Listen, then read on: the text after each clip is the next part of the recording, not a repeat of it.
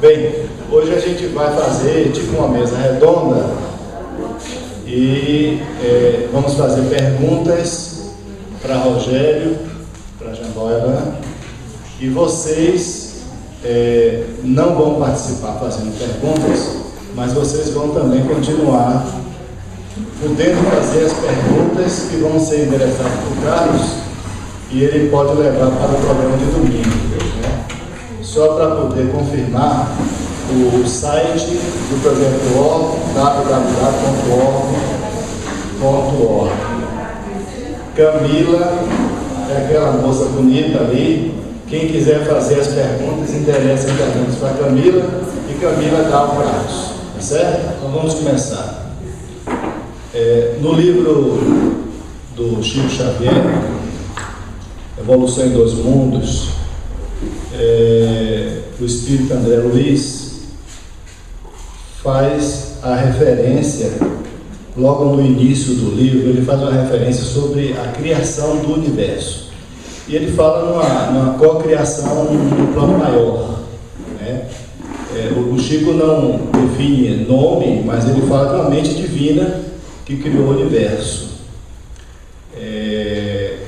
E essa é uma referência fidedigna, de peso, né, em se tratando do Chico Xavier. A física moderna chegou à conclusão de que existem 11 dimensões em nosso universo e que existem 4 dimensões expandidas, né, 3 dimensões espaciais e uma dimensão temporal, e que as outras 7 dimensões são dimensões recurvadas e não expandidas. Então eu queria fazer um questionamento a Rogério. Seria uma criação incompleta por parte dessa mente divina, que a gente sabe que é o Javé? Outra coisa que a física também fala é que houve uma intensidade na criação, no primeiro momento, né, chamado Big Bang, uma intensidade muito grande e talvez uma qualidade, né, que ficou a desejar, contanto que não houve essa expansão como deveria haver de uma forma completa. É essa a pergunta.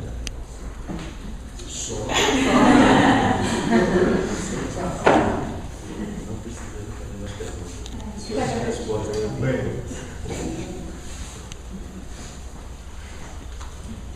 de fato, os cientistas da atualidade buscam não só a compreensão, mas também a arquitetura de uma teoria que possa explicar o todo. O todo aqui significa basicamente a junção harmônica entre duas visões de realidade bem distintas, mas que são complementares e que se abraçam, que é a teoria da relatividade e a mecânica quântica. A mecânica quântica trata do mais íntimo, do mais escondido por trás da matéria. Se nós tomarmos qualquer porção de matéria, seja o corpo da gente, essa parede, o chão, qualquer coisa, e nós colocarmos em nós mesmos uma espécie de visão de raio-x que comece a penetrar no mais profundo do meu braço, ou desse chão, da parede, nós iremos penetrando, em um certo ponto a gente vai perceber não mais o braço, mas uma série de pequenos grânulos, porque a matéria, no fundo, ela é composta por pequenos segmentos compactados de energia condensada, vamos assim dizer, e aqui as palavras falham, mas é o que a gente pode usar. E o interessante é que os espaços que existem entre esses grânulos que formam a matéria, quando você vai se aproximando mais ainda, aumentando o foco, concentrando o foco dessa observação cirurgicamente, você percebe que os espaços são muito grandes. São inimaginavelmente grandes os espaços que compõem a matéria, ou seja, os espaços que existem entre as micropartículas, as partículas subatômicas que formam a matéria. E no final, se você entra mais ainda, você vê que a matéria é falsa, que de fato ela não existe. Que nesse momento chega-se ao limite do que nós chamamos de mundo material e começa a existir só uma coisa vibrante, que na verdade é uma matriz quântica de possibilidades. É isso que a ciência já chegou com a visão da mecânica quântica. No micro, no mundo mais minúsculo que existe. Em contrapartida, a teoria da relatividade aponta as grandes questões cósmicas universais, a lei da gravidade, por aí vai. Então, essas duas teorias não conseguem ser unificadas pelo esforço da ciência física, que busca uma teoria do todo. Uma das propostas que atualmente existe para a teoria do todo, ou seja, a teoria, uma única fórmula matemática, uma única teoria que pudesse resolver toda a questão da realidade, como nós a percebemos, é exatamente a teoria das supercordas. Essa teoria das supercordas, através das suas contas matemáticas, é que chegou a apontar exatamente o que Arthur colocou na sua pergunta,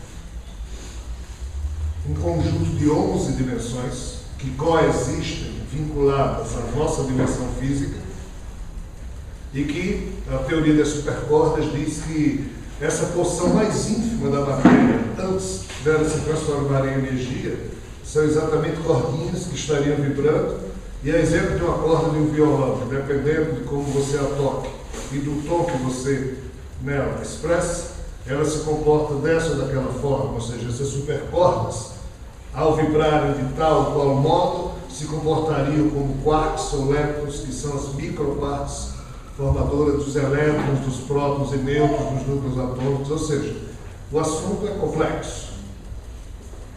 Mas o que é que está posto?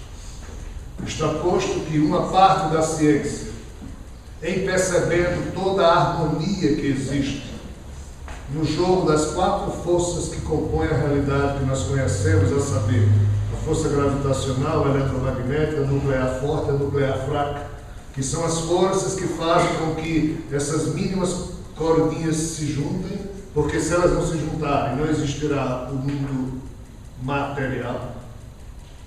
Então a força nuclear fraca, a força nuclear forte atuam no mais ínfimo dos ambientes atômicos, fazendo com que os quarks e leptons se unam para formar os elétrons, prótons e nêutrons, e uma outra força fazendo com que os elétrons fiquem circundando, a expressão aqui não é exata, ao redor do núcleo atômico, fazendo com que os prótons e nêutrons que estão nos núcleos atômicos lá permaneçam. Então, alguém ou algo criou essas forças, como também alguém ou algo criou essas mínimas partículas, ou alguém ou algo criou ou cedeu de si essa energia para que um modelo universal surgisse.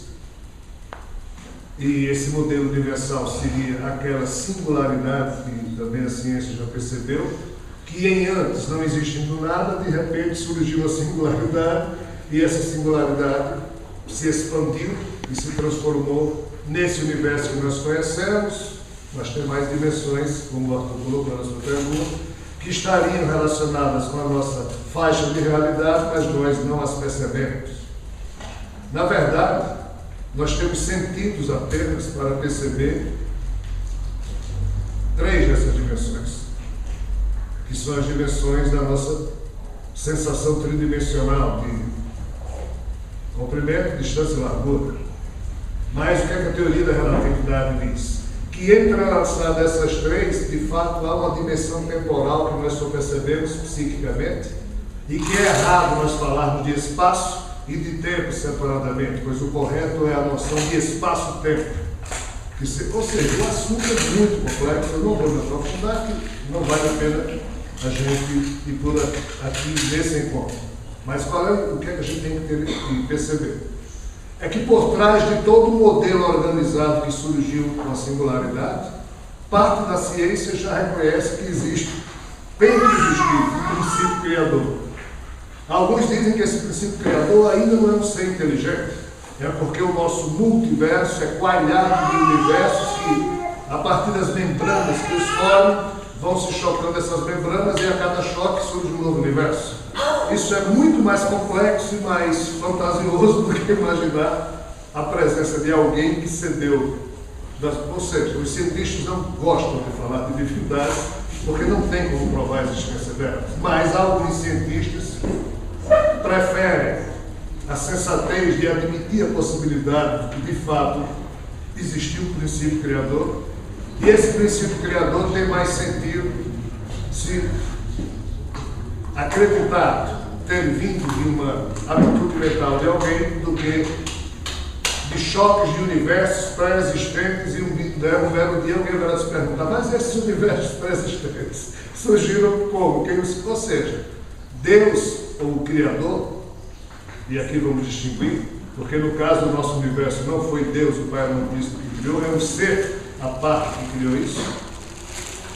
Ele está sendo afastado mais para lá pela nossa cretinice, pelo nosso preconceito de não querer perceber o óbvio. Ontem nós falamos bastante sobre o óbvio que não é percebido da questão extraterrestre, apesar de estar tão pontuado ao longo da história terrena. Então vejam bem, de fato, a revelação espiritual, seja no tempo de Kardec, seja no tempo atual, através de Chico, de Valdo e outros tantos médios, a espiritualidade, e isso foi dito claramente por Kardec, a espiritualidade somente pode falar com a humanidade, somente pode revelar aquilo que a humanidade naquele tempo está minimamente preparada para receber. Até porque o nível de conhecimento dos médios influencia na possibilidade do que vem de lá para cá. Então não há como você falar com uma criança sobre a complexidade de como você monta um aparelho de televisão, pois uma criança não iria entender, pois ela não teve ainda a preparação educacional para ter os elementos para, enfim, compreender um assunto científico profundo. Do mesmo modo, a espiritualidade não tem como falar convosco, crianças cósmicas que somos, sobre assuntos extremamente complexos. Ela precisa que a humanidade evolua paulatinamente e quando chega num certo padrão de compreensão, aí a revelação jorra do outro lado. Sob essa perspectiva, de fato, tudo que a revelação espiritual pôde situar é que uma mente cósmica, que foi chamada de Deus pelo sentimento religioso comum ao ser humano, foi quem criou o universo.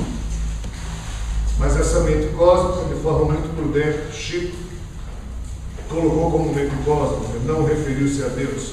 Mas do movimento espírita há o sentimento de que por trás da criação está Deus. De fato, o Pai Amantíssimo está por trás de tudo. Mas não foi um ato voluntário do Pai Amantíssimo criar o nosso universo. Foi um ato voluntário da divindade menor. E as divindades menores e maiores, eles podem sim fazer isso. Fazer o quê?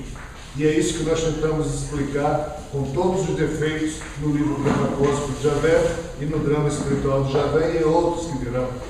Mas o nosso universo surgiu a partir da vontade criadora de uma mente divina que expressou, através da seção da sua fundalina pessoal, um modelo, um software que passou a existir por si só. E os mistérios que servem o primeiro momento dessa criação, dos seus microsegundos, tudo que saiu da mente do Criador, referindo-se à questão das energias, das micropartículas, nós estamos tentando colocar isso em livro, uma parte já fizemos no Drama Cósmico de Javé, mas aqui implica em algo que ainda virá em livros do futuro, em especial um chamado Mergulho na Escuridão, onde todo o processo de hesitação da divindade, tudo que ele criou e a sua queda, esses aspectos todos serão melhores explicados, pelo menos no que toca à minha participação cheia de erros nesse processo. Mas enfim, a revelação cósmica é exatamente isso, o que não foi possível se explicar na revelação espiritual, porque não havia condições na época e não iremos a lugar algum sem que a humanidade conheça efetivamente aquele que a criou e criou o universo, que é essa entidade chamada Javé. É uma questão de insistência pessoal dele, nós temos que ter o conhecimento a respeito dele para então podermos estimá-lo, respeitá-lo e amá-lo. É um assunto que ainda virá. De fato, a teoria das supercordas é um dos passos importantes, mas tem agora a teoria M8, que é uma derivação. Ou seja, os cientistas estão colocando diversas teorias e talvez em algum momento eles vão perceber um detalhe muito interessante, que é o certo da sua pergunta. A obra não saiu completa. E talvez pela obra não tenha saído completa. E por que ela não saiu completa? Porque a divindade, antes de completar a formatação da sua obra, ela foi obrigada a mergulhar na sua própria criação. Então ela expressou de si o modelo, hesitou, na sua hesitação de milésimos de segundo houve um problema, esse problema criou duas repercussões no universo, que eu tento explicar no livro Mergulho na Escuridão, mas quando ele foi formatar a finalização da sua criação, ele foi tragado por ela, exemplo do buraco negro, que absolutamente tudo que chega no seu horizonte de evento é tragado pelo buraco negro. E o buraco negro do nosso universo é um aspecto emblemático e sintomático do problema da mente de Javé. E o fato é que ele, por ter sido violentamente tragado pela sua própria criação, ele não pôde terminá-la. E por isso os cientistas hoje percebem as imperfeições do universo. Marcelo Gleiser mesmo lançou um livro há pouco tempo, cujo título é Criação Imperfeita, porque hoje os cientistas estão percebendo que a criação, apesar de maravilhosa, está cheia de problemas. E vejam bem, quando nós vemos um cavalo morrer de velhice no seu apodrecimento genético celular, é porque a criação teve problemas. Mas quer dizer então que não era para ser assim? Não precisa ser assim. Em mundos evoluídos, da própria criação de Javé, os espíritos ali não nascem e morrem em corpos transitórios. Eles acontecem e desacontecem. Um espírito vai entrar no mundo que é nas fofocas aí de cima, é conhecido como Universidade do Tal. O espírito, ele não assume um corpo através do nascimento. Ele passa por um portal e esse portal vibratório plasma para ele um corpo de acordo com o modelo que a sua mente espiritual fornece. Ele passa a existir por esse mundo durante um tempo. Após terminar o seu curso naquela universidade, ele sai, ou seja, o seu corpo é desmaterializado, e sem dramas de sofrimento, de dores, doenças. Ele acontece e desacontece naquele mundo. Porém, há um outro tipo de graduação do DNA divino do Criador que funciona como aqui na Terra. Há necessidade de um concurso sexual para que uma célula, um conjunto celular, espermatozoide, fecunda um outro conjunto celular, óvulo, daqui surge um novo corpo, aí o espírito vem para o risco total, pois que não mais depende dele o tipo de corpo que vai ter, pois vai depender do que a mãe fizer com a gestação do embrião, e é todo um processo, ou seja, o espírito entra numa aventura total e o pior, suscetível de ser assaltado, violentado, doente, ou seja, esse modo como nós vivemos, apesar de nós termos a ele nos acostumado e acharmos normal, não é violento, é imperfeito, é indigno, mas é o que de mais maravilhoso nós temos. Então, se nós usarmos a visão romântica, diremos que a vida terrena é maravilhosa. De fato é. Mesmo nesses corpos, a vida é maravilhosa, porque a existência é sempre bela e generosa. A vida, porém, é o que cada cabeça faz dela, é o que cada um de nós faz dela. Há de ter o mérito moral, espiritual de cada ser humano no trato da sua própria existência. O drama de Javé é que ele não soube e não sabe ainda viabilizar a sua existência. Ele então repassou para seus filhos e filhas essa mesma responsabilidade para que em nós, aprendendo a viabilizar a nossa, nós os ajudemos a viabilizar. Bem, o jogo é esse, só que é difícil de ser percebido. Óbvio que quem faz isso não é Deus, é um ser tão necessitado quanto nós. E isso é difícil se aceitar. Mas esse é o jogo. A criação é imperfeita. Nós não temos ainda maturidade para compreender quando vemos um cavalo morrer de velho, sofrendo, e ninguém pode fazer nada. E a única coisa que a humanidade encontrou para ajudar um animal que está sofrendo é o quê? Sacrificar, porque não há outra opção. Isso mostra como a criação é imperfeita, mas nós nos acostumamos a ela. E o nosso lado romântico e poético, e é bom que o tenhamos, pois isso falta já velho, é que vê poesia até num drama, num sofrimento, num câncer. E nós é que dignificamos a incompletude da criação de Javé. Essa é a verdade. Só que nós, humanidade, não temos maturidade para saber disso, mas temos que saber agora porque não há mais tempo. Quem dá decência e dignidade ao processo existencial de Javé são os nossos espíritos. Daí a importância da resignação, daí a importância da compaixão, da tolerância, até para o Javé. Mas ele é o Criador, essas palavras não são fortes, são. Mas ele mesmo pede que essas palavras sejam expressadas para que nós possamos compreender, porque ele precisa tanto da nossa contribuição, e a nossa contribuição só poderá vir verdadeiramente através da nossa compreensão do problema dele. E ele não suportou e não suporta mais como a coisa se expressa, por isso que ele pede que nós o compreendamos. Temos aí no mérito que ele tem, pois se ele não tivesse criado, mesmo com todas as imperfeições, muitos de nós não existiríamos como espíritos hoje existentes. Então ele também é nosso Pai sob essa perspectiva, mas somente a verdade o libertará. Somente a verdade nos libertará. E a libertação é conjunta, é uma parceria, uma sociedade cósmica.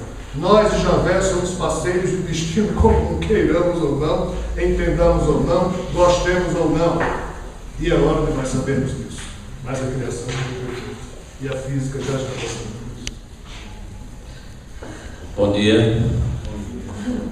Essa maravilhosa ilusão que vivemos, mano, essa Matrix, era para o autoentendimento. A gente precisaria passar pelo entendimento também dessa Matrix. Ou o universo seria o verdadeiro. O universo seria verdadeiro. Veja bem. Os hindus, através da linguagem sânscrita, eles têm uma expressão chamada Maya, que significa ilusão. E Maya é um conceito muito interessante porque, de fato, ele traduz algo que nós ocidentais não percebemos. Maya não quer dizer uma ilusão boba, é uma ilusão profunda. E o que? Qual é a diferença entre ilusão boba e ilusão profunda do que aqui estou tentando referir? A ilusão boba é aquela em que você só se ilude e pronto. A ilusão profunda é aquela que você se ilude a tal ponto que passa a julgar a ilusão a única realidade possível.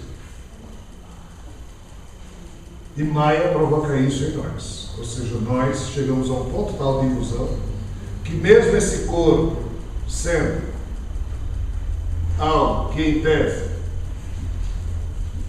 não existe, ele só existe dentro da Matrix. Porque dentro da Matrix existem fatores, porque a Matrix é uma faixa de realidade, tá? Com leis próprias. Então as leis próprias desse universo fazem com que quem está submetido às regras da Matrix, e esse corpo se forma conforme as regras da Matrix, então vem o espírito e ele se submete e existe então no psiquismo criado na minha caixa de ressonância cerebral a sensação de que isso aqui é real. Então passa a ser real para a gente. E de fato é real. Nós somos reais. O que não é real é a nossa personalidade terrena, já que Rogério não existe. É o nome desse amontoado de bactérias e células. Mas meu espírito não tem nada a ver com Rogério. O de vocês também não tem nada a ver com os nomes que atualmente personificam as suas faces existenciais. Mas aqui na Terra é isso. Então, o falso da história, a ilusão profunda, tem a ver com o que nós pensamos a respeito da realidade. Então, Maia está exatamente nesse aspecto que nós pensamos. Porém, os espíritos sempre disseram: o mundo real é na espiritualidade. Aqui é um mundo transitório, temporário. Nós invertemos o jogo de tal forma, Maia inverte o jogo de tal forma, que para nós isso aqui passa a ser o mundo causal, ou seja, é aqui que nós causamos os nossos problemas. E a coisa é tão absurda que a gente desencarna, vai para a espiritualidade e lá não se consegue resolver nada. Lá apenas nós nos depuramos das sujeiras espirituais, nos adestramos em cursos para ter que voltar ao mundo que não é real, para nele conseguirmos atuar de forma a causar uma vibração do nosso espírito que nos permita sair dessa ilusão, ou seja, desse ciclo de encarnações num mundo que não é real. Mas se dele não nos livrarmos, enquanto nós dele não nos livrarmos, ele será para nós um mundo causal, e o mundo real, que é a espiritualidade, passa a ser um mundo de apoio. Então Maia transforma o inverso do inverso da tese que deveria ser a realidade. É loucura total o que Javé fez. Mas a obra dele é singular. Não há nada no resto dos muitos universos que se pareça com o que ele fez.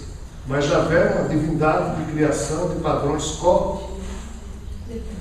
de padrões dependentes, que dependem da mente dele. E outras divindades criaram universos que não mais aquilo que é criado por elas fica dependendo das mentes dessas divindades. Javé fez o contrário, ficou tudo dependendo dele. Por isso que o DNA dele tem que ser a base existencial de tudo. Outros universos existem que a divindade deixou a folga para que cada espírito que nasça ou aconteça para o corpo, crie o DNA do seu corpo de acordo com o seu marco vibratório espiritual, que é o normal. Mas o nosso universo sempre oscila devido à fixação egóica da divindade criadora de padrões dependentes. É um assunto novo. Há milênios que isso vem sendo tentado ser conversado aqui. Agora que está chegando, chama-se revelação cósmica. Não é fácil. Kardec, no tempo da revelação espiritual, escreveu 5 livros. 150 anos depois, é que Chico, Divaldo, Ivone, vários médios maravilhosos escreveram mais de 2.000 livros a respeito do que um dia Kardec começou com 5 livros. A revelação cósmica que agora se inicia vai começar com X livros. Só que ninguém vai esperar mais 150 anos para dar continuidade. Não vai ter intervalo, é uma loucura que vem por aí. Porque esse assunto está represado desde o início do processo histórico, dali do tempo que ontem Rodrigo mostrou. O problema é universal, tem 13,7 bilhões de anos. Mas é um bom tempo na cabeça dessas divindades. Para nós é a eternidade. Para nós quem? Para a ilusão de Maia. Então, assim, são duas ilusões. A primeira ilusão é a realidade que para nós parece ser, que foi criada já para nos iludir.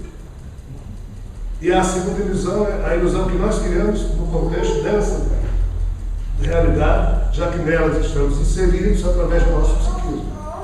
Qual é o drama? O que mais limita o ser humano é o conjunto das próprias opiniões que esse ser humano passa a ter. As suas crenças, as suas verdades, os seus apegos. Se eu acredito, se eu tomo isso como sendo verdade, que se eu matar em nome de Deus, eu serei recebido no paraíso por 72 virgens, o que é que você vai dizer a alguém que acredita nisso firmemente? Esse alguém vai matar no seu desespero, assim mesmo em outras pessoas, e desencarna esperando ser recebido por 72 virgens no paraíso. O engraçado é, você vai fazer o que com 72 virgens no paraíso? Porque no paraíso não tem sexo. Mas eles acreditam que tem. Ou seja, a nossa ignorância, a nossa cretinice, o apego que temos aos dogmas, aos conceitos, nos estupidificaram a tal ponto que hoje nós acreditamos em qualquer coisa dentro da verdade. a verdade não mais se impõe diante dos nossos olhos. Aí o fator crença aparece como sendo algo extremamente complicado, pois qualquer cretinice que aparece na Terra tem alguém que acredita nela. Inventa a religião mais estranha, cria a roupa mais estranha para se vestir como sacerdote e saia por aí que você vai encontrar um ou dois doidos que lhe seguem. Mas é inevitável. É inevitável. Aqui na Terra tudo vira religião. E não é, pessoal. A filosofia existencial. Doutrina de vida, como se dá também. Se Deus existe ou deixa de existir, não há problema. O importante é que nós vivamos de modo a edificar em nós o belo e o lado amoroso da vida, o bom. Então, assim, a ilusão, ela se divide em muitos compartimentos. E nós, seres humanos, estamos totalmente condicionados a nos iludirmos em absolutamente todos os sentidos de percepção da vida. Por isso que o despertar espiritual é a única chave que nós temos para superar essas etapas que nos vinculam, nos condicionam, nos subordinam, nos deixam reféns da criação fantástica de Javé, mas é uma criação problemática.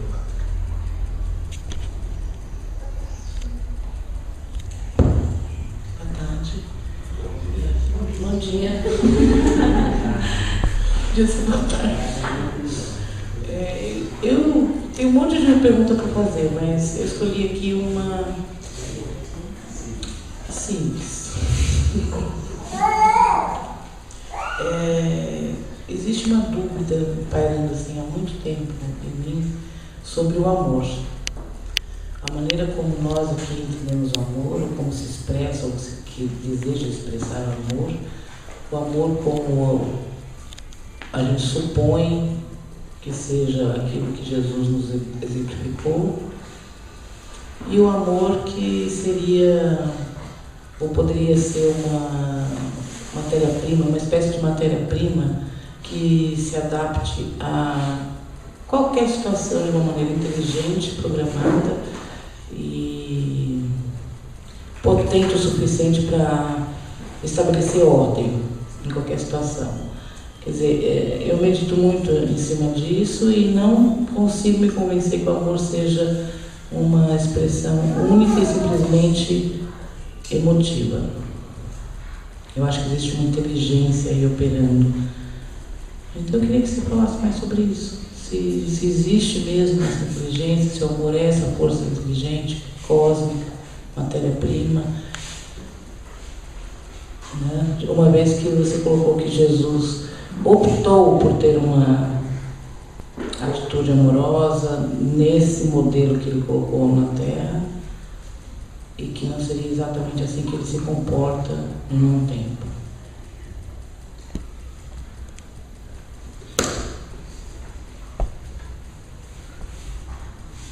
Existem assuntos que ainda não podem ser aprofundados no nosso atual nível de percepção e no nosso atual nível emocional, de maturidade emocional. Por incrível que pareça, o amor é um deles. Porque a criação em sendo imperfeita, a atitude química dos corpos que existem, essa atitude química, ela tem sim no DNA doentio, nós herdamos do Criador, um quê de amor. Mas esse amor, na parte material, se expressa de forma complexa. Na hora que uma galinha cuida instintivamente dos seus pintinhos e tenta abrir suas asas para agasalhá-los, isso é um ato de amor belíssimo. E isso vem do DNA de Javé. Isso mostra que, seja lá quem foi que deu esse DNA para a gente, para a galinha, está implicitamente marcado ali um zelo, um cuidado, o que mostra o lado amoroso de Javé. Mas se o pintinho não obedecer a galinha, ela...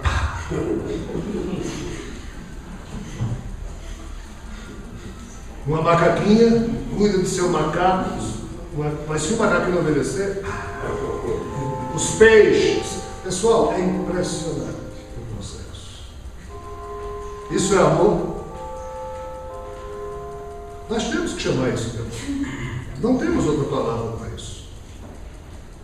Mas é um padrão de expressão amorosa evolutiva, ou seja, que vai se expressando de acordo com a capacidade que cada espécie cria para si mesmo em expressar o amor que cada espécie é capaz de sentir.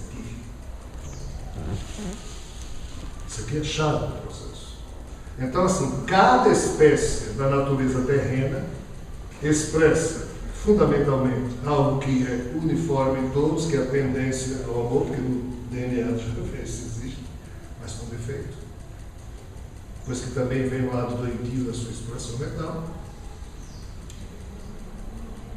E cada espécie cósmica também tem esse mesmo desafio, ou seja, o grande desafio de Javé é que ele não conseguiu, em se reconstituindo como ser que ele é, voltar a amar do jeito que, enquanto divindade, ele naturalmente amava e ama, e ele passou esse problema para todos nós, para os morcegos, para as formigas, para as galinhas, para qualquer espécie de extraterrestre que exista lá fora pensando em amar.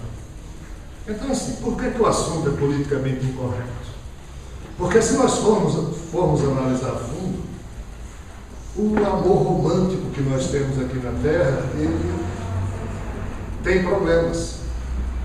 Existem diversos tipos de amor na nossa faceta psicológica, de perceber. Tá? Eu, particularmente, penso que o aspecto do amor mais belo que pode existir é o da cumplicidade espiritual. É o da cumplicidade. Aqui na Terra, na medida em que, através da armadilha do amor romântico, olhem bem o que eu estou dizendo, da armadilha do amor romântico, isso é politicamente incorreto. Mas está chegando a hora da maioridade espiritual, ainda correndo o risco de levar muita pancada, a gente tem que falar, e até porque certas pessoas fazem certas perguntas, né? Então certas pessoas têm que dar certas respostas. Então, assim, naquilo que posso perceber, através da armadilha do amor romântico, as famílias se constituem aqui na Terra. E para essas famílias vêm espíritos que não necessariamente gostariam de estar uns com os outros. Vêm e são obrigados a se encontrar como irmão, pai e filho, obedecendo a injunções do passado, e essas injunções nem sempre são harmoniosas. Às vezes são pessoas que se detestam, e enquanto alguém detestar algo ou alguém, estará marcando em si mesmo a categoria de ser alguém que ainda detesta alguém. Quem detesta alguém, marca em si mesmo doenças, feiuras, sujeiras. E alguém que é sujo, intimamente, macula o seu espírito e não permite que o seu espírito possa retornar ou ser o cidadão cósmico espiritual que naturalmente o nosso espírito é. Então, só um modo de sujar, de limpar esse tipo de sujeira, retornando ao mesmo tipo de mecanismo que causou a sujeira anterior, e por isso que nós renascemos. E quando alguém se detesta a tal ponto que não consegue, depois de muitas tentativas, despertar em si mesmo um mínimo de sensação amorosa em relação àquela outra pessoa, os dois nascem como irmãos. Então, assim, a família terrena muitas vezes serve como prisão para espíritos que se detestam e têm que ser obrigados a conviver, pois que a consanguinidade animal, carnal, obriga, pelas leis da sociedade, a que pelo menos um pai suporte o filho e o filho suporte o pai durante um certo tempo da vida. Depois é cada um do seu canto. Então vejam bem, esse não é o tipo de amor correto. O amor mais belo é aquele que não nos obriga a permanecer com o cônjuge, com o filho, com a mãe. E a gente só encontra isso aqui na Terra nas relações de amizade. Eu, particularmente, penso que a forma mais bela de amor é a da cumplicidade que surge numa amizade, uma verdadeira amizade. Óbvio que pode e deve existir uma verdadeira amizade entre pai e filho, entre cônjuges, tá? Então esse é o objetivo maior. Mas o que diabos é o amor romântico? A ciência já mostra que é problemático. Por quê? Desculpe a brincadeira. São 10h30 da manhã, eu fui dormir quase 4 horas, eu ainda não acordei direito, e então os amigos espirituais também não conseguem me envolver satisfatoriamente para que a gente possa abordar alguns assuntos, então eu estou ainda sozinho, seguramente eu não vou me lembrar de tudo. Mas é assim, a ciência já percebeu, através do estudo de como o nosso organismo funciona, algo que é horrível a gente saber. O quê? É assim. Preste atenção, como diz. Preste atenção. Quando, na fase do namoro, ou da paquera, ou do noivado, surge a atração entre dois seres humanos, entre homem e mulher, vamos tomar um exemplo básico. Quando Tomé olha para Bebé, e Bebé olha para Tomé, e surge aquele clima,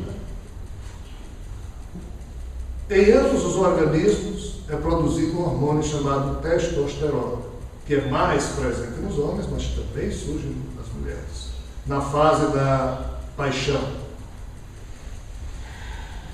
Quando a segunda fase acontece, ou seja, quando o namoro evolui, surge o encantamento, ou seja, o amor se expressa, aí um outro hormôniozinho chamado, acho que a dopamina, surge. No organismo, bem, surgem 2 hormônios, um no homem e na mulher. Aí a paixão vai ao nível extremo. Mas qual o problema? Algo existe no corpo humano do homem e da mulher que só permite que esses hormônios de encantamento máximo sejam produzidos, você sabe durante quanto tempo? Só mais 3 anos. Isso é ciência, pessoal. Aí depois disso,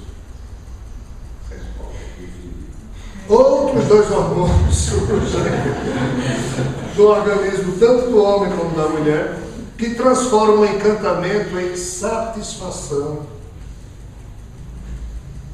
psíquica, mas fora já daquele padrão de... Então assim, que culpa tem um homem ou uma mulher de depois de 3 anos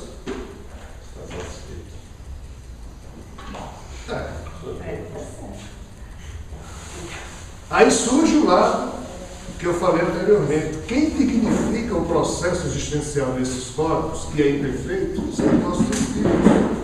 Aí entra o amor no nível que nós aqui na Terra conseguimos expressar às vezes não.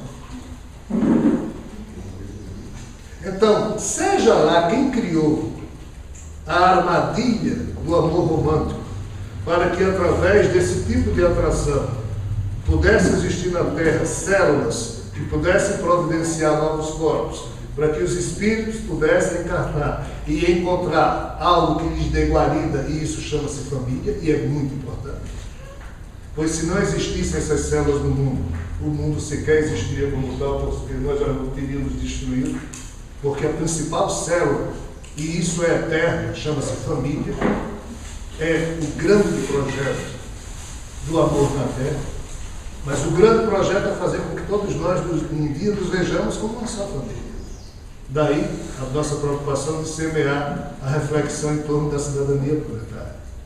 Porque esse é, entre aspas, não o verdadeiro amor, mas o amor no seu padrão mais alto que na Terra nós podemos expressar, que é quando nos tornamos amigos uns dos outros, vendo-nos como irmãos de uma mesma família, de uma mesma espécie, sócios e parceiros de um destino planetário. Sob essa perspectiva, é estúpido que nos achemos paraguaios, estadunidenses, canadenses, brasileiros. Nós somos cidadãos planetários. Mas como? Pessoal, é mais importante o Brasil ou a Terra? O Brasil, mas como? O Brasil existe sem a Terra? Não. Agora a Terra pode existir sem o Brasil. O Brasil existe há poucos anos. A Terra existe há 4,6 bilhões de anos, como o Rodrigo falou. Ou seja, a nossa ilusão, da pergunta de Ricardo, vai nos fazendo criar valores que, em vez de homenagearem a vida, às vezes atentam contra a percepção do essencial e nós ficamos apegados a questões secundárias e por isso que o nacionalismo serve, às vezes, de desculpa para todo tipo de cafajeste que assume o poder. e cria-se guerras em nome desses nacionalismos, e o amor que deveria ser o elo maior de todos os terráqueos termina deixando de existir, e esse é o caos da nossa civilização. Qualquer guerra é justificada por qualquer tipo de estupidez. E o amor não é feito. Então, assim, amor. O amor romântico aqui na Terra é produto dessas armadilhas que o nosso corpo biológico produz no nosso psiquismo. Mas o amor romântico aqui na Terra também é produto de um reencontro espiritual, sim, na medida em que duas almas que já se conheciam assumem novos corpos e os dois cérebros não se conhecem, se veem pela primeira vez, mas na hora que os dois cérebros se veem, na verdade as duas mentes espirituais estão se abrindo e os arquivozinhos enfeitiçados, porque há sim uma dose de feitiço, senão ninguém se reagrupava aqui embaixo. E é por isso que a nós foi dada essa possibilidade de, em existindo nesses corpos, nos esquecermos do passado, ou seja, os arquivos das vidas passadas são fechados, porque na hora que Tomé olha para Bebé e Bebé olha para Tomé, se Tomé percebesse, Bebé é você, não. De novo não. E Bebé disse, Tomé, não quero mais não, Deus, não. E não dá para mudar. Porque nossos espíritos também adoeceram junto com a doença da genética de Javé. É toda a genética. Nós estamos longe, mas muito longe, de ainda ter um vislumbre sequer razoável sobre o verdadeiro amor, palavras do amor.net. O amor.net é um livro que Lúcio escreveu. Então, assim, muito interessante. Então, assim, quando é que nós vamos perceber o verdadeiro amor? Esse é o problema. As figuras que poderiam falar sobre isso conosco, nós costumamos tratá-las mal. Crucificamos essas figuras. Ou seja, aí a turma fica calada. Aí nós temos que tomar a pílula azul da ilusão da Matrix, ficar todo mundo igual, parecido, porque se a gente tomar a pílula vermelha que abre os nossos olhos e a realidade parece não como ela é, mas como ela de fato é, e aí a gente tem um preço a pagar. Então, ou seja, nós ainda não temos condição de compreender como o amor de fato se expressa em níveis superiores de expressão. Para nós ele é isso. É o amor filial de pais em relação aos seus filhos, é o amor romântico entre duas pessoas que se amam, é o amor de adoração, de veneração que nós podemos expressar por aqueles a quem achamos que são isso e aquilo outro, e é o amor de cumplicidade, de amizade. E daí existem vários tipos de amor, que esse é um assunto já posto de forma muito interessante. Quem gosta disso, leia Lewis, leia outros autores aí que falam disso com mais propriedade. Mas ainda estamos longe de perceber o real sentido daquilo que chamamos de amor. Mas, dentre as espécies cósmicas, se é verdade as fofocas que nos chegam, a espécie Homo sapiens está programada para ser exatamente aquela que vai conseguir realizar a maior arquitetura no campo da edificação, da compreensão e da expressão desse tipo de amor. É o que nos espera para frente. Até lá, vamos nos divertir bastante.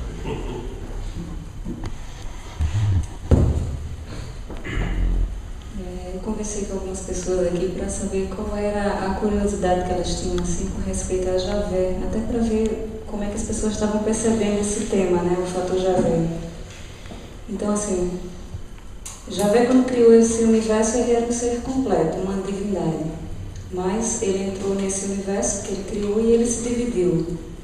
E ficaram duas partes de uma divindade, uma dentro do universo e uma fora. A minha pergunta é a seguinte: como é que está, no atual momento, essa segunda parte de Javé que está fora deste universo? Porque essa parte que está aqui dentro, a gente já está conversando sobre ela, já está gerando um pequeno entendimento, né, a respeito do Javé que está aqui. Eu queria saber como é que está essa parte que ficou fora dele, fora deste universo. Por que você quer saber?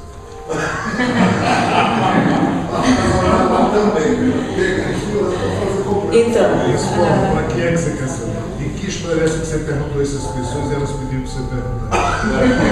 Tira da porra da porta.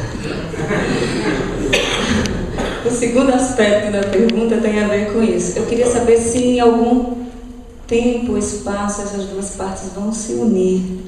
A parte que está dentro desse universo, a parte que está fora, vão se reconstituir nessa divindade que inicialmente era.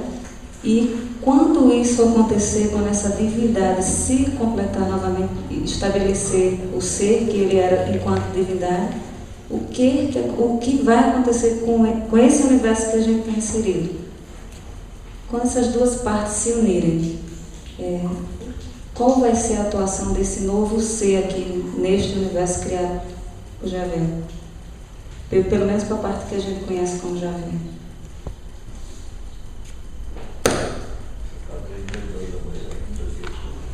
Aí perguntagiando o nome das pessoas aqui presentes. Eu faço Denise da Mata. E família. Assim, a pergunta é muito complexa. Atualmente, um dos aspectos da imperfeição da obra de Javé é que, enquanto divindade, quando ele expressou num ato voluntário da sua vontade o modelo, a singularidade do nosso universo, e ele começou a se expandir, como ele foi tragado pela sua criação, ele não pôde completar a obra, e por isso que ela se expande e não tem como ser mais controlada nesse processo. Então os cosmólogos, os cientistas, até hoje, tentam formular os possíveis cenários para o futuro do nosso universo. Antes se imaginava que as galáxias iam se afastar, mas chegaria um ponto tal que a força da gravidade iria estacionar esse processo e depois o Big Crunch ocorreria. Se antes houve um Big Bang, que foi a expansão, chegaria um ponto em que tudo voltaria a se reunir num único ponto chamado Big Crunch. Mas, desde Edwin Hubble, foi percebido que as galáxias estão se afastando numa velocidade tal e está havendo um aceleramento nesse processo que não tem como a gravidade um dia dar uma estacionada. Então, um dos cenários possíveis é que esse universo vai se expandir, e o universo existe enquanto existir o que, pessoal? O hidrogênio. Pois que o hidrogênio é o elemento básico do combustível das fornalhas estelares. E o universo só vai existir enquanto existe pelo menos uma estrela, pois que ao redor das estrelas é que os planetas surgiram e a vida surgiu nesses planetas ou em satélites que Lua. Então, assim, existe um certo número de elementos químicos de hidrogênio no universo, e esse número, você sabe que no universo nada se cria, tudo se transforma. Então, assim, de fato, as leis da termodinâmica e outras leis da física apontam para um aspecto singular. Um dia foi criado esse universo com X elétrons. Os elementos químicos surgem a partir da associação de elétrons com prótons e nêutrons, ou seja, formam os átomos se associam, criam então os elementos químicos na nossa tabela periódica. São 92 elementos químicos naturais, mas a gente já chegou em 116 com os outros acréscimos de elementos químicos criados em laboratório. Então, tudo que nós enxergamos é porque esses elementos químicos se reúnem e formam isso que nós percebemos como universo. Mas tudo parte do processo do hidrogênio se transformando em hélio, e assim as estrelas surgem. E quando o hidrogênio se acaba o quê? O nosso universo. Pelo menos as luzes se apagam do universo. Só vão existir, então, os buracos negros nos centros das galáxias, que engolindo o último, entre aspas, átomo de hidrogênio, não resta mais nada. Esse é um dos cenários do universo. Só que isso vai ocorrer daqui a alguns algumas centenas de bilhões de anos, ou mesmo alguns trilhões de anos, dependendo de como esse processo se dê. Isso é ciência. Quando esse universo acabar, e aí? Como ficamos todos nós? Como do estômago de Nossos espíritos, alguns deles existiam já antes da criação desse universo, pois que a realidade espiritual, o mundo real, é pré-existente à criação de Javé. Porém, boa parte dos espíritos passou a surgir na medida em que a vida foi surgindo no universo de Javé, e para cada protozoário que surgia, uma alminha, um tipo de mônada, tinha que dar guarida, estrutura espiritual, senão nada no mundo material. Vocês se lembram que Kardec falava no Livro dos Espíritos sobre o fluido vital, o fluido moda?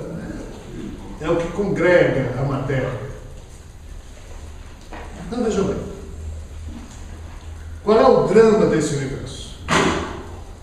É porque ele foi criado por uma divindade, a divindade não conseguiu formatar o seu plano mental no nível que gostaria, foi tragado pela criação, pois o universo, quando surgiu, passou a ser para a divindade uma espécie de buraco branco nele, o tragou, já que ele tinha ligação mental. E estando agora dentro da sua criação, prisioneiro, refém dela, ele não pôde terminar, passou a existir sozinho. Primeiro criou seres clonados a partir de si mesmo, seres exatamente iguais a ele, a quem ele dava um pouco do seu potencial mental a cada um desses seres, só fez piorar a situação a partir de um certo ponto. Essa capacidade que ele tinha de criar esses seres, agredido que Javé foi, ou melhor, Brahma foi por Shiva, que o impediu de continuar a criar seres iguais a ele, porque a situação universal só estava piorando. Foi então que surgiram os chamados seres evolucionistas, ou seja, seres que passaram a surgir quando foi criado no universo o quê? A polaridade sexual. Pois esse tipo de reprodução antes, a vida da parte de Javé, é o que nós chamamos de assexuado, pura clonagem. Mas surgiu então a reprodução sexuada no universo, que era a tentativa desesperada de Javé de melhorar os seres que existiam no universo, já que saindo só dele ou dos seus filhos que eram iguais a ele, através de clonagem era tudo ser igual, ele precisava de diversidade. E assim surgiu a reprodução sexual, ou seja, como concurso do sexo. Mas enquanto esse processo durou, e nesse processo a espécie Homo sapiens é a espécie bebê, como o Rodrigo falou ontem, ou seja, a espécie mais nova que surgiu ao longo desses 13,7 bilhões de anos, por isso que muita gente tem boas expectativas na gente, imagina o resto. Então, assim, os nossos espíritos, quando mergulham na obra de Javé e não se dão bem, vão para onde? Para os níveis astrais primários, uma espiritualidade pesada, níveis astrais primários, secundários, umbralinos. Isso não existe, isso só existe enquanto existia a criação de Javé, pois o mundo espiritual pré-existente a isso é o mundo espiritual superior, não é esse. Só que, com o passar dos tempos, e tomando a Terra como exemplo, mas a gente pode extrapolar esse exemplo para outros mundos problemáticos, se aqui na Terra hoje tem 7 bilhões de seres humanos, mas somando todos na espiritualidade, tem épocas que dá 12, 13, 14 bilhões, até mais. Se a Terra hoje acabasse, o Sol acabasse, esses espíritos que estão nos umbrais vinculados à Terra iriam para onde? Tem que ter outro mundozinho igual à Terra, onde eles possam, né? Mas se acabarem todos os mundos tipo Terra e existirem ainda centenas de milhões de espíritos presos nos infernos, nos umbrais, para onde é que eles vão? Se o universo acabar e eles ainda não tiverem sarado das suas doenças. Esse é o drama de Javé. Esse é o nosso drama. Esse é o drama da espiritualidade. Todos nós trabalhamos desesperadamente para ajudar a quem quer que seja de espíritos alojados em ambientes umbralinos, e para isso a revelação espiritual surgiu. Porque o grande temor é de que um dia esse universo acabe e nem todos os espíritos que nele mergulharam conseguiram construir e edificar no tempo das suas próprias almas algo compatível com a semente divina que inevitavelmente existe no nível mais profundo das suas consciências pessoais. Se esse universo acabar e continuar a existir grupos de espíritos presos nas suas dimensões curvadas que nós não percebemos, nas coisas que permanecem escondidas à nossa capacidade de perceber, quem poderá ajudar esses seres? Só o Chapolin Colorado. Porque nem Deus, nem Jesus, nem ninguém mais poderá fazer nada, porque não é a ajuda que se processa de fora para dentro. Esse tipo de ajuda em universos criados desse naipe somente pode ser expressada de dentro para fora, somente pode ser construída de dentro para fora, e é por isso que nós estamos aqui dentro desse Eu não tenho água para concurso de basquete? Não tem. Joelho, do Javé. Não. Então, Sei lá. Então, assim, qual é o drama da porção de Javé que está presa aqui dentro? Porque se o universo dele não for ajeitado, ele jamais se revelará. E para esse tipo de problemática, não há solucionática, como dizia Davi. Não há. Na verdade, já não havia solução para o problema criado por Javé, tanto é que as primeiras imantações de espíritos nos corpos gerados a partir de Javé não funcionaram. Eu conto isso no drama espiritual de Javé. O que hoje é tão comum no espírito nascer no corpo animal, teve que ser engenharia espiritual edificada ao longo de bilhões de anos para que funcionasse. Mas isso é uma violência para os nossos espíritos. Nossos espíritos não precisam disso. Isso é um regime de exceção existencial. É um regime de vexame espiritual. E isso é dito claramente no livro do Drama Espiritual de Javé. Mas é a única vida que temos e ela é maravilhosa. Porque os nossos espíritos, mesmo submetidos a um vexame espiritual, podem sim dignificar a existência nesse universo, como Jesus, Sagrada, como tantos mestres nos ensinaram. Mas esse é o jogo. Então, assim, eu não posso ainda abordar o assunto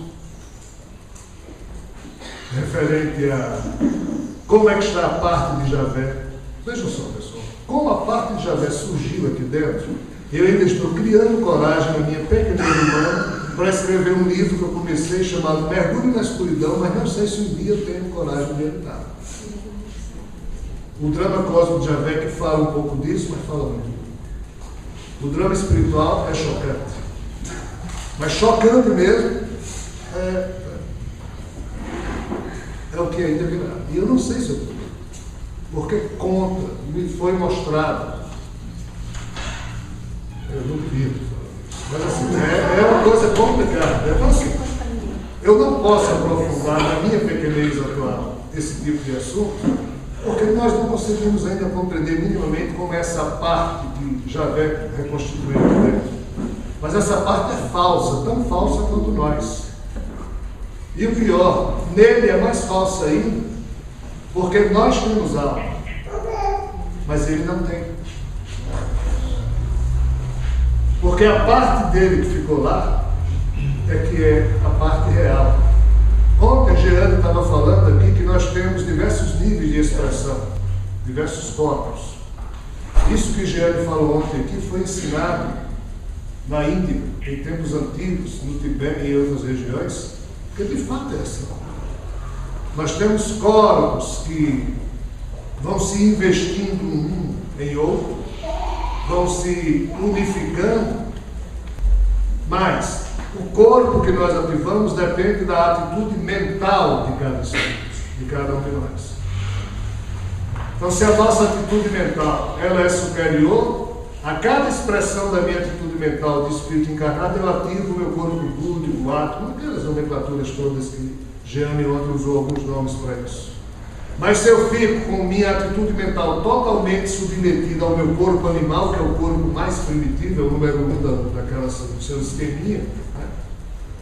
De tanto eu ficar viciado na matéria, quando o meu espírito perde esse corpo, ele sai totalmente materializado e iludido, pensando que ainda é Rogério, quando não é mais Rogério. E esse é o drama dos espíritos. Porém, um desses corpinhos que a gente ainda não sabe entender muito bem, nós chamamos aqui de corpo mental.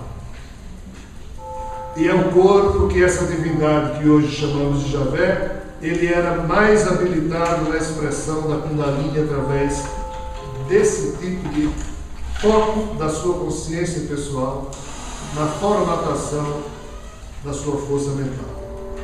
E a expressão mental dele foi tamanha para criar de si mesmo uma singularidade com sua Kundalini pessoal, e ele usou de tal forma o foco da sua consciência nesse corpo mental, como nós chamamos aqui na Terra, que quando a singularidade começou a funcionar e o atraiu, ele não foi todo, mas foi arrancado dele um dos seus corpos. Se é assim, vejam bem, pessoal, não é desse jeito, mas é um jeito que a gente pode falar aqui na Terra com a linguagem que a gente tem.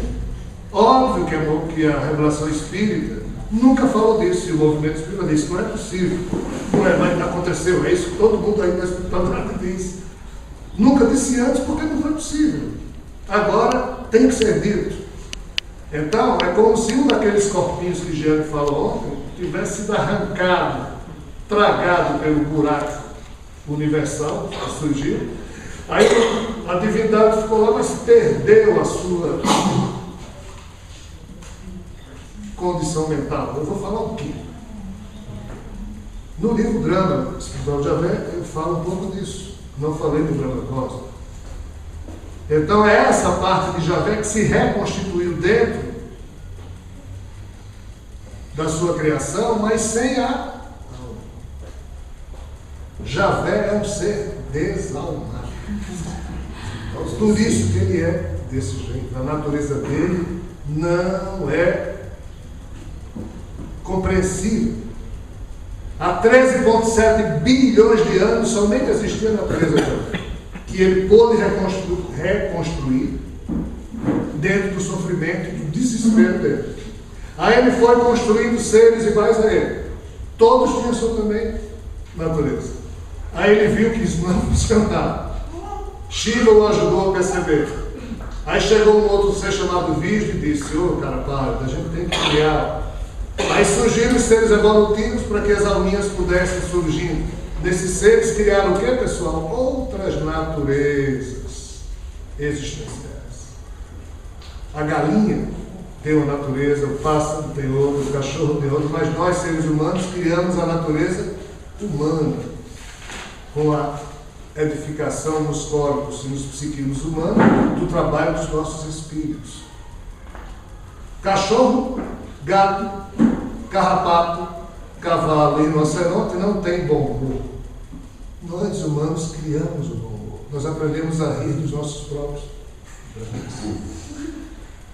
Nós criamos o amor consciente, o amor filial responsável, nós criamos leis.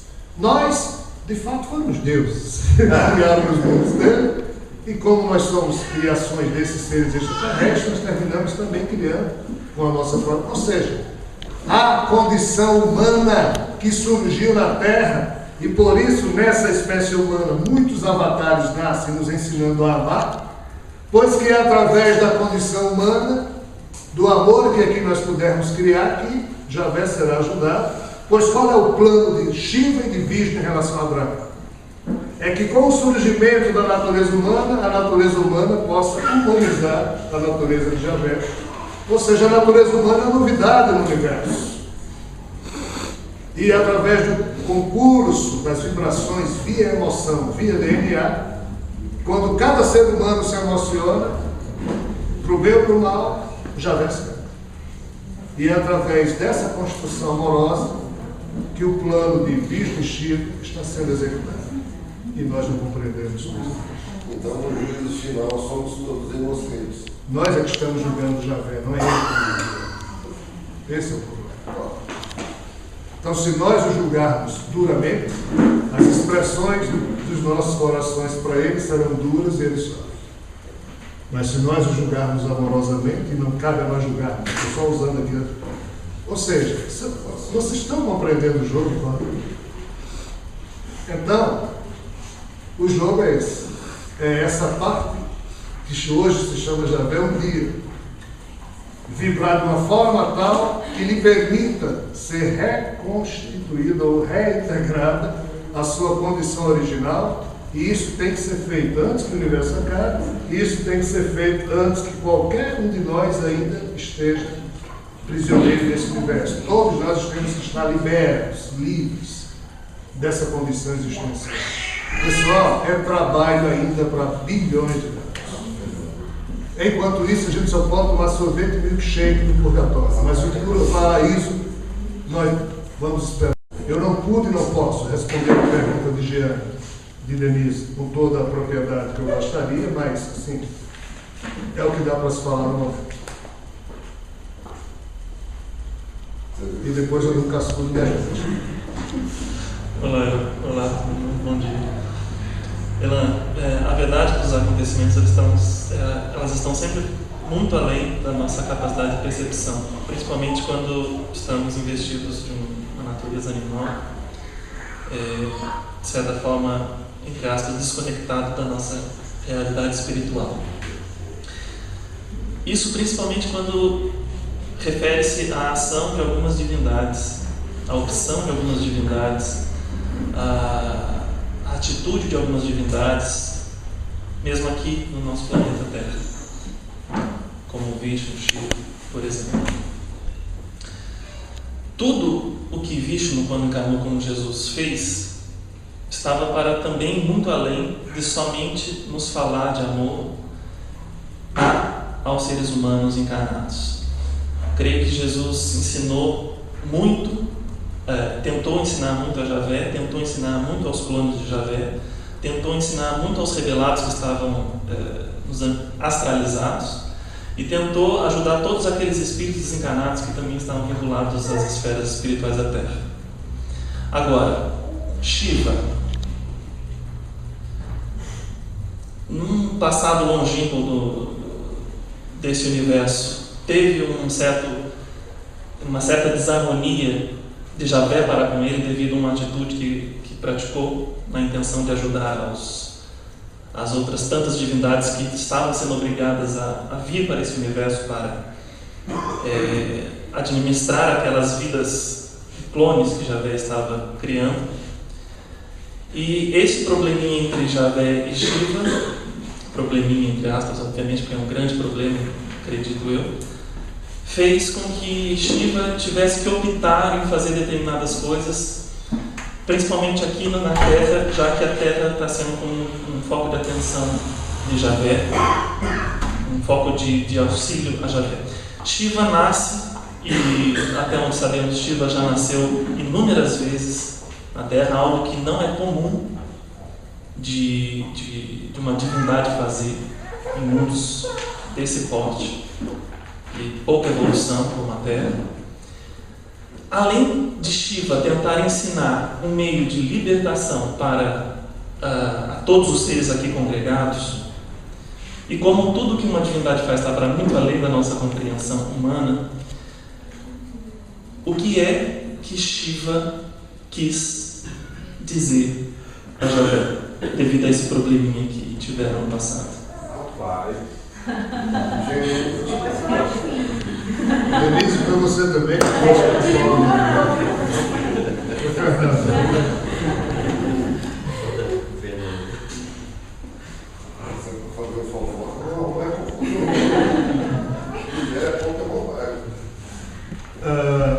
A primeira vez que essa história chegou aqui na Terra, a segunda vez que essa história chegou aqui na Terra, mas para nós passou a ser a primeira vez, porque os registros históricos só falam disso a partir da revelação brahmânica, ou seja, que Deus Brahma fez a divina terra, e Brahma era apenas como nome que na época, na Índia, foi dado, na Índia não, entre os arianos foi dado, e esse nome permaneceu na cultura hindu.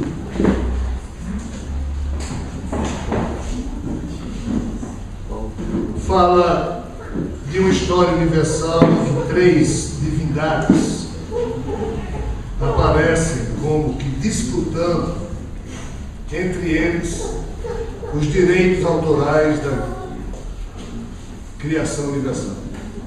Pois que os mitos hindus, variados, em torno de Brahma, Vishnu e Shiva, falam de que esses três deuses sempre estiveram negociando, às vezes com conflitos, às vezes sem conflitos. Duas questões. Primeiro, quem criou esse universo? Porque Brahma diz que foi ele, Shiva diz que foi ele, e em algum momento os seguidores de Vishnu, não Vishnu, passaram a dizer que Vishnu tinha sido o grande idealizador desse universo.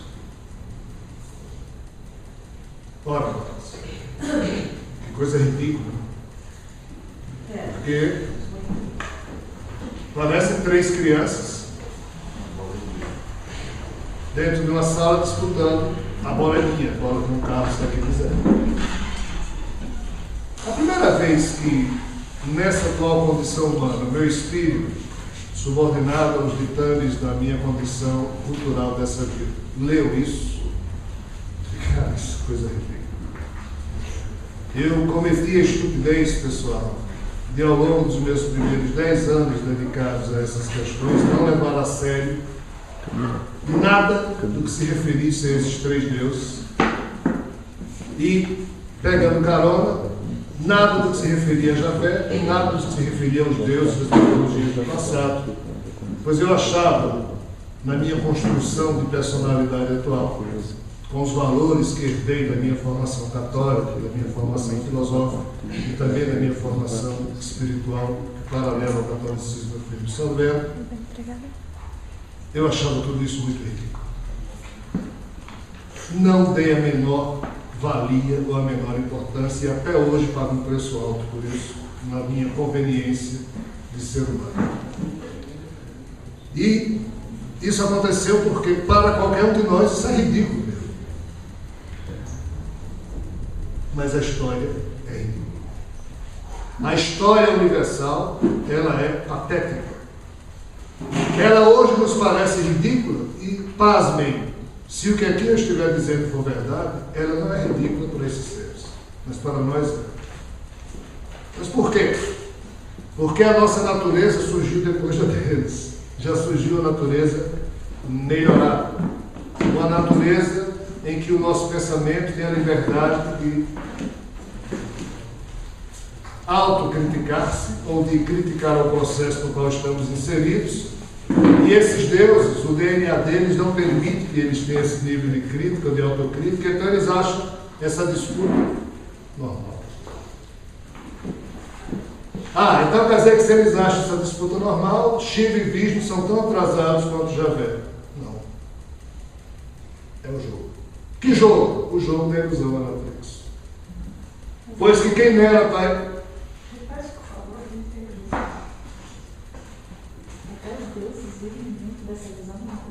Óbvio. Eles são mais estúpidos que nós. Por favor, repita o que ela falou. Ela está perguntando se até os deuses, os que são chamados de deuses, vivem dentro da ilusão da Matrix. Sim. Zeus, Prometeu, Elio, Enki, Atom, Horus, Osíris.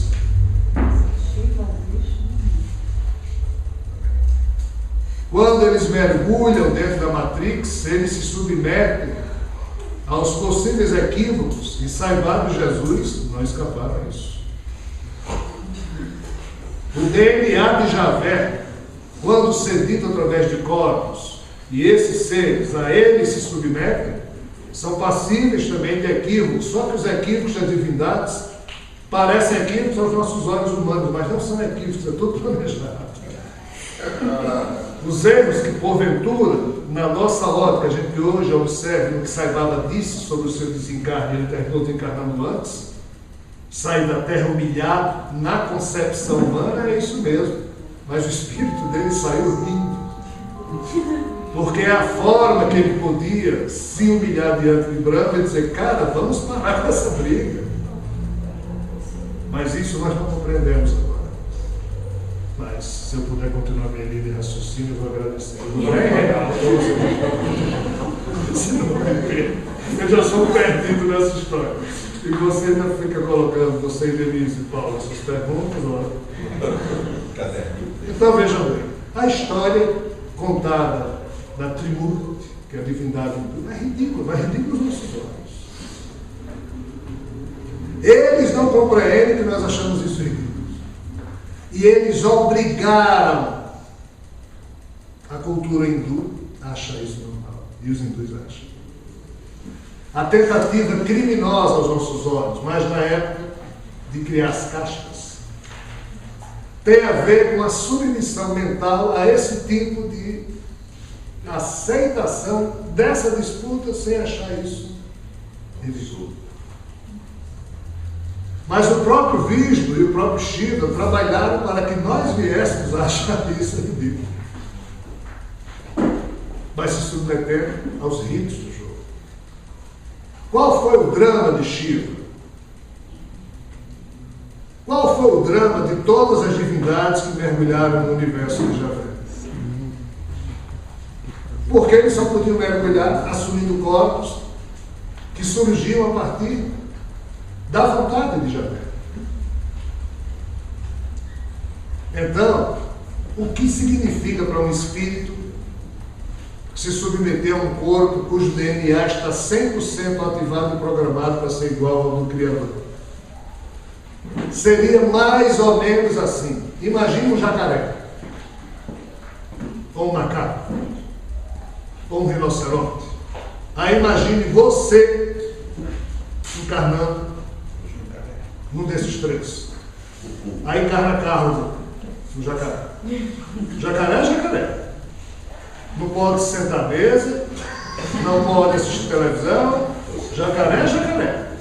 Tem a natureza dele. Mas aí está lá o espírito de carro no jacaré. Eu estou no jacaré. E o jacaré lá, cai. O espírito de Carlos fica ali no jacaré, o jacaré vai, nada, come peixe, come uma cobra, fica ali. Ou então Rogério, agora no boi. Pô, eu sou Rogério, mas estou lá comendo grama. Eu sou Rogério. Aí Arthur vai passando, eu quero falar com Arthur, mas o boi só vai. E eu quero falar. É isso. Desculpem dizer por ridículo. Que o espírito de Shiva sentiu. Veja só, pessoal, os corpos dos clones de Javé não nascem criancinhas e crescem. Eles nascem prontos. Para nós isso é incompreensível. Mas leiam Mahabharata, Ramayana, nos livros da antiguidade, tem um monte de deuses que criam da sua coxa. É uma linguagem que nós ainda não conseguimos compreender. Clonagem pura, num outro nível. Nós aqui na Terra estamos aprendendo a clonar através de células, mas dentro do processo de fecundar óvulos. Mas esses caras, eles usam a força mental e produzem clonagem direta. Então Javé deu um corpo, plasmou a vontade dele, a alma de Shiva foi obrigada a se matar, mas num corpo de um jacaré. Ou seja, num corpo que somente obedecia à vontade de Javé. E durante bilhões de anos, a alma de Shiva foi primeiro aprendendo a administrar aquele corpo que recebeu de clone de Javé, disfarçando diante de Javé que já estava, era um jacaré, mas já desperto, como senso crítico. Aí analisou a situação, analisou todos os clones de Javé que herdaram o mesmo defeito dele, brigando pelo poder universal. Javé criou clones para ajudá-lo, tá? E os clones passaram a brigar entre eles e com o próprio Javé. Porque a doença de Javé obriga, ou você submete ou briga com ele, não tem outro jeito. Quando você está totalmente submetido, você é jacaré, mas quando você começa a pensar, aí você... Então Shiva analisou e disse, não avança.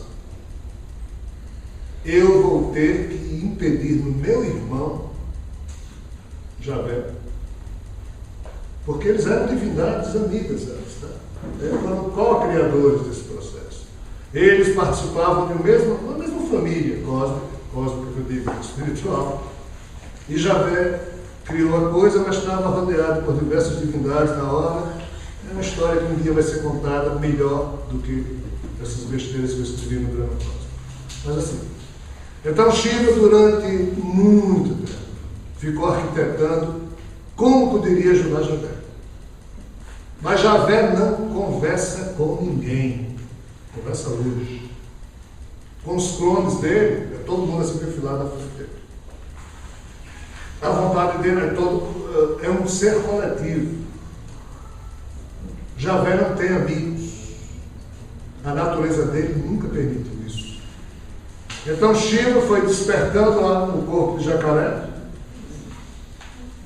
Aí percebeu que somente haveria uma forma de tentar ajudar a Javé. Que era o quê?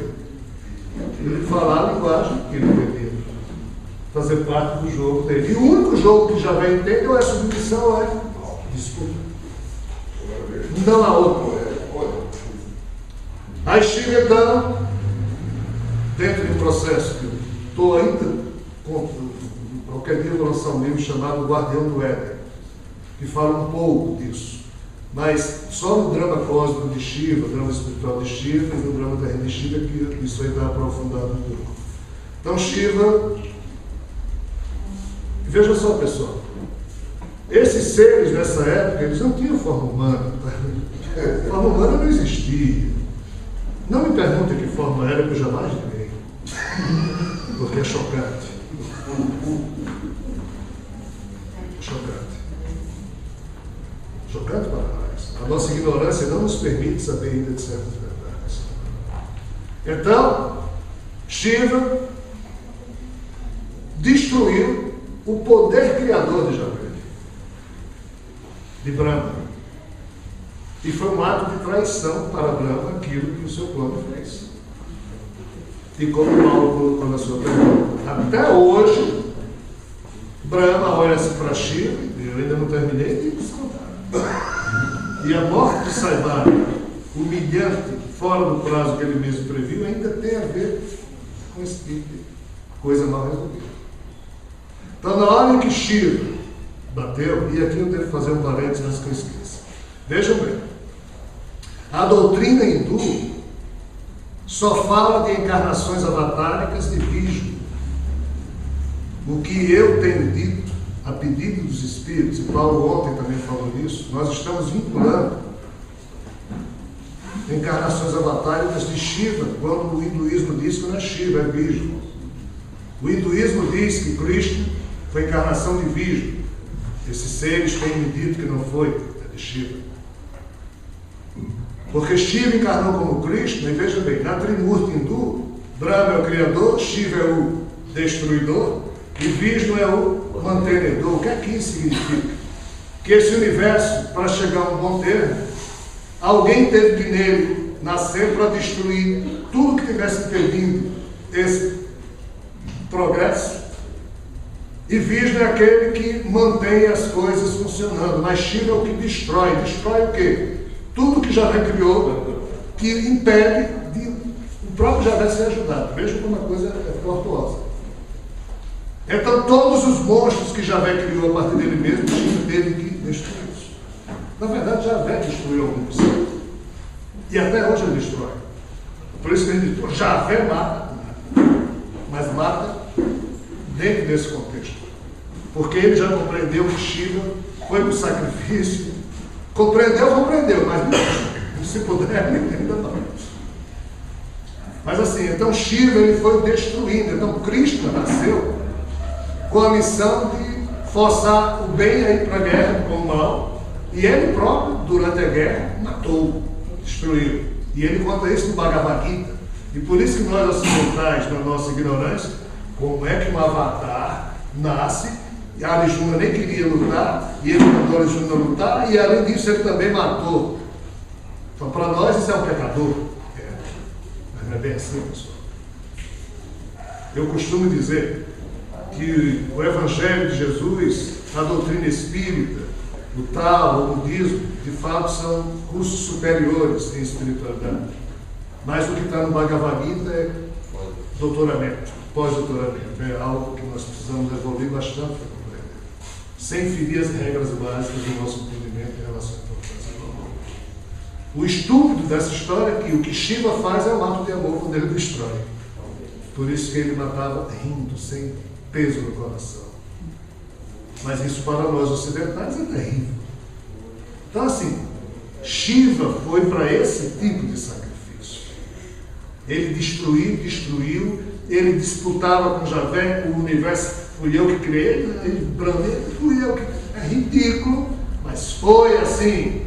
E Vishnu lá, olha, vocês dois, né? Aí piscava o olho assim para Shiva, ó, vocês dois aí, talvez vocês não tenham razão, porque o plano mental desse universo foi meu. Aí é que já vai para mim.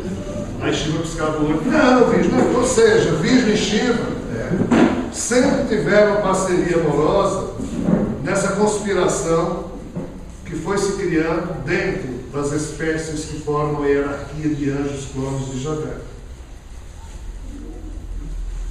A história hindu só fala de 3 entidades. E até o fim dessa vida, nós só vamos falar desses 3, mas são várias divindades que nasceram nesse universo. Os nomes delas, nós não conhecemos.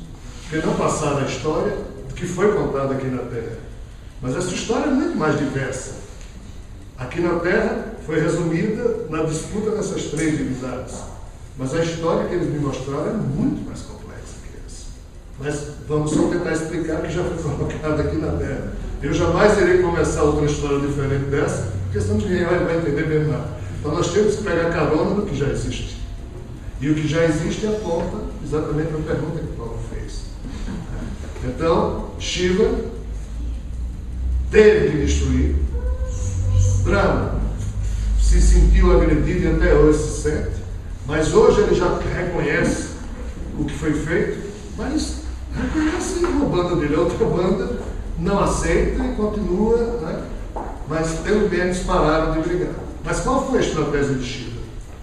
Shiva brigou, nasceu várias vezes de fato na Terra. Vishnu parece que não, apesar de que a doutrina vatânica dos hindus diz que Vishnu nasceu várias vezes, tem 10 reencarnações, vincula Vishnu a Buda, mas não é. Desculpa, vincula Vishnu a Shiva, vincula Vishnu a uma série de encarnações que não foi Vishnu, parece que foi Shiva. Apesar de que Buda parece que é outra história, outra entidade que... Mas por que nós somos muito pequenos para estar discutindo esses assuntos. Nós não podemos dar por sabido aquilo que a gente ainda precisa um dia descobrir. E essas coisas a gente ainda vai precisar descobrir no futuro. Então, tudo que nós estamos falando aqui serve apenas como reflexão. Não pode ser tido como verdade exatamente devido à nossa pequenez. Mas o fato é que Shiva destruiu. Quando ele achou que já tinha destruído o suficiente, que estava impedindo o progresso do universo, o que é que ele fez? Ele depôs as armas diante de Brahma. Aí programou-se para fazer o quê?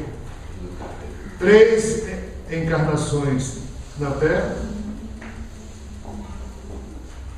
todas, cada uma delas de longa idade, para mostrar a Brahma: Brahma, eu estou agora nascendo no nível que você controla. Enquanto eu estiver como ser humano, eu estou lhe provando que eu não estou mais disputando nada com você, eu estou me submetendo. Por isso que ele nasceu como Bhavati, Satyasai, e virá como prima. Tudo isso é organizado com Vishnu. Então Shiva veio, mas Sai Baba, enquanto homem, teve as suas ideias próprias sobre o retorno de Cristo, que não batem com o que está programado. É erro? É estratégia? Veja bem, Shiva não tem o menor interesse que mais uma religião doida surja na Terra. Tanto é que Sai Baba sempre deixou claro: minha religião é a religião do amor. A verdade está em todas as religiões. Porém, ele seguiu um esquema do islamismo que até hoje é motivo de discussão na espiritualidade. Por que é que ele não deixou claro que Jesus morreu na cruz? como ontem o Rodrigo mostrou, aquela pergunta que ele escapou dela e daqui saiu sem. Mas ele falou em outros momentos que Jesus não teria morrido na cruz. Porque o Islã passou a dizer isso através de Maomé. Mas Maomé passou a dizer isso porque Gabriel, obrigado por Javé, fez uma lavagem cerebral em Maomé para dizer isso.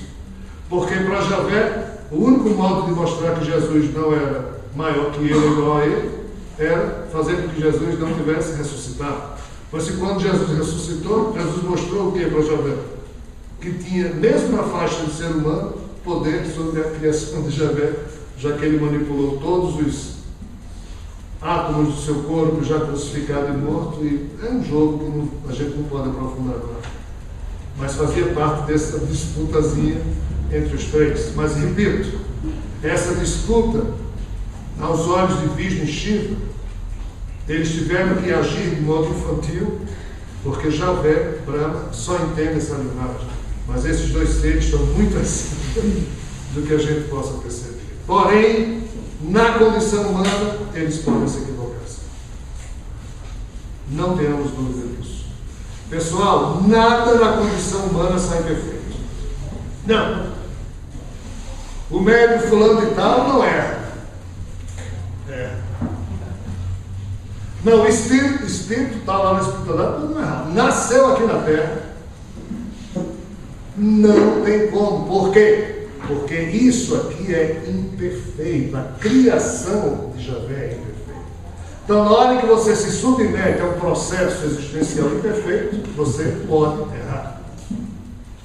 Espíritos divinos erram na hora que se submetem à Terra. Só que os avatares são tão incompreensíveis para nós, como o Paulo falou, que no final, quando a gente vai analisar o erro deles, ou o aparente erro que aos nossos olhos parece ser, há um porquê que explica, mas assim, nós somos muito pequenos para estarmos aqui falando de Vishnu, de Shiva e do próprio Javé.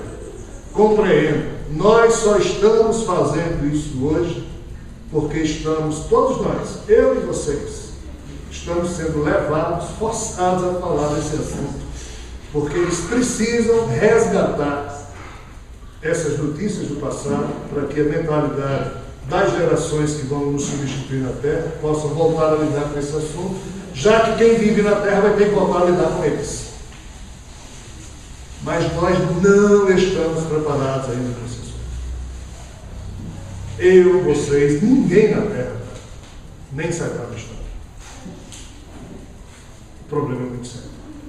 Transcende o nosso entendimento. Porém, não tenho dúvidas. O espírito de Saibaba é divino. As coisas negativas que se falam de Saibaba é porque na Terra todo mundo atira pedra. Tem gente que nunca produziu uma cabeça de alfinete, mas atira pedra quem tenta produzir uma cabeça de alfinete. Tem gente que não sorri, mas critica o sorriso aí. Tem gente que não faz nada, mas adora tirar pedra mesmo, ou seja, é a doença de Javé. Porque Javé ficou inabilitado bilhões de anos, Vishnu e Shiva tentando fazer alguma coisa, Javé pega pedrada. E Vishnu e Shiva edificaram o que de mais velho podia edificar, levando pedrada o tempo todo. Jesus foi crucificado, Shiva humilhado, isso faz parte do jogo deles. Mas acaba. Desculpa? Todas as encarnações de Shiva, até como Cristo, no final, ele teve que submeter um desencarne através de uma flecha. Ou seja, são aspectos que nós, seres humanos pequenos, Jesus, crucificados, é uma humilhação maior do que alguém ser crucificado. Vocês já pensaram o que é que Jesus sofreu e teve que fazer, os seus afetos sofreram? Maria, os filhos e os irmãos de Jesus, os apóstolos, os discípulos, esperavam que Jesus se transformasse no cara, ou seja, no Deus, no Rei dos Judeus. E tudo que Jesus deixou para eles foi a herança de um sepulcro vazio. doeu de Jesus a crucificação, muito mais do que as dores do seu corpo, porque ele via sua mãe sofrendo, e ele mesmo foi o agente para causar maior dor ao Espírito de Maria na hora que se submeteu aos caprichos de Javé. Esses caras sofreram muito para chegar no ponto em que hoje nós estamos. E é engraçado. Sai Baba passou 80 anos dando tudo de si. Ajudou e ajuda milhões de pessoas. Aí, desencarnou antes do tempo. Está todo mundo falando mal de Sai Baba. Não! Foi encontrado milhões na sua sala pessoal. Pessoal, Chico Xavier, cada avatar tem um jeito de ser. O avatar chamado Chico Xavier podia ser o maior milionário desse mundo, nunca quis um tostão das suas mãos. Doou todos os direitos autorais a quem? O que é que a Federação Espírita Brasileira fez de dinheiro de Chico? Não, a Federação Espírita usa esse dinheiro para produzir mais livros, então para divulgar o Espiritismo. Ah, foi uma opção do Chico. Bom, Sai Baba é totalmente diferente. Sai Baba recebia doações, Chico não recebia nada de ninguém. Sai Baba recebia.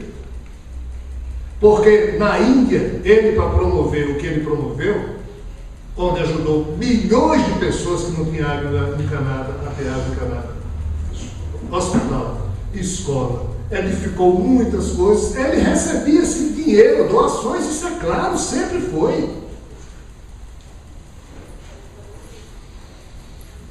Parte das doações que ele recebia estava no banco, mas ele recebia todo dia doações, então ele tinha que ter dinheiro com ele.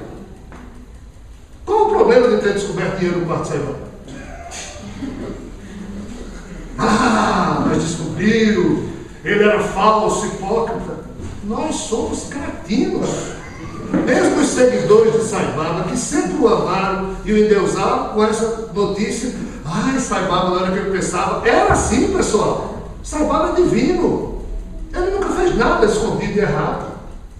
Agora, a nossa ignorância profunda permite que crucifiquemos sempre aqueles que nos amam e a quem nós aprendemos a amar mais facilmente no tipo de amor que nós temos, que não é um amor verdadeiro, gente.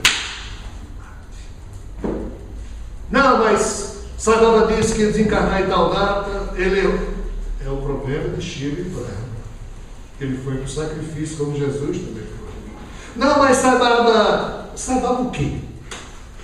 Não, ele fazia truque, papapá. Não, tem processo contra ele. Um cara que viveu a vida inteira dele vestindo uma roupa só. Nunca calçou um sapato. Nunca saiu posando em revistas. Teve milhões e milhões nas suas mãos. Nunca comprou. Vivia o dia inteiro dando de si às pessoas. Nunca teve vida pessoal, privada, particular, porque não lhe foi possível, porque todo dia milhares de pessoas iam encher o saco dele. Ele deu tudo de si. E os seguidores hoje ainda estão falando mal dele. O que é que nós merecemos aqui no cara? Por isso que Javé diz, só dentro desse livro. Javé critica Chico e bicho, mas reconhece. Quando esses seres fizeram, aí olha para a gente, vocês são os ingratos. E somos, nós somos cretinos. Isso não é tábua amorosa, viu? É uma constatação. Eu não estou falando dos outros, estou falando de mim mesmo. Nós somos cretinos. Porque na menor noticiazinha ou falha, fulano não era quem eu pensava. O que você pensa, cara pálida, serve exatamente para tornar ilustrada a sua própria ignorância. O que limita o ser humano é os pensamentos e as opiniões, é o que ele acha. Não, eu acho isso, eu acho aquilo. Todos nós temos que achar uma coisa. Mas o que a gente acha, às vezes, nos torna estúpidos, cretinos. E o que é que nós achamos das opiniões humanas? É um monte de bobagem. Aí chega um Sai Baba, dá a vida inteira dele em homenagem ao envelhecimento da vida. Sai Baba não era o que eu pensava. Vou rasgando aqui a foto dele, eu tinha imagem lá em casa, estou tirando. Ele, nossa crepinice. Aí permanece saibava sorrindo. Com aquele mesmo sorriso que ele tinha, quando olhavam para ele, diziam: um cara com esse cabelo não pode ser lavado. Um cara com essa roupa não pode ser lavado. Saibava é isso, saibava é aquilo, e ele permanecia. Ele vai fazer o quê? Jesus também sorria, só que as notícias que chegaram dele transformaram num cara grave, sério. Né? Os avatares sempre sorriem, eles não têm outra coisa para fazer. Bem, nós todos estamos felizes com a presença de Jean Valjean entre nós. Nossas bactérias também estão todas felizes, né? E nesse congraçamento de bactérias e células que não são bactérias, nós estamos encerrando, né? E agradecendo a todos vocês, em nome do Grupo Átomo Vitória da Conquista, e esperando que se repita, né? Pelo menos uma vez por ano, esses encontros. Então vamos voltar aos nossos lugares para que a gente possa terminar com o vídeo, né? Vamos fazer isso.